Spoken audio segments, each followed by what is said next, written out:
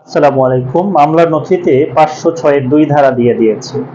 আসলে এখন বুঝতে পারি না যে আসলে এই ধারাটি কেন দিল। মারামারি মামলার ক্ষেত্রে সাধারণত ৫০৬ এর ২ ধারাটা একটু বেশি দিয়ে থাকে।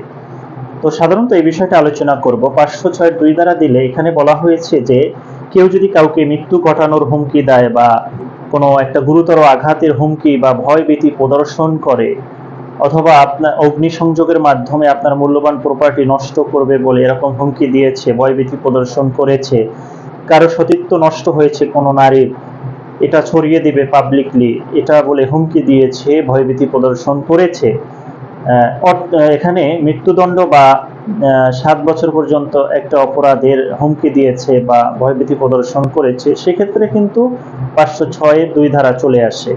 এটা যদি প্রমাণ হয় তাহলে আদালতের দ্বারা প্রমাণ হলে সর্বোচ্চ ৭ বছর পর্যন্ত সশ্রম, বিনাশ্রম কারাদণ্ড অথবা অর্থদণ্ড অথবা উভয় দণ্ড হতে পারে।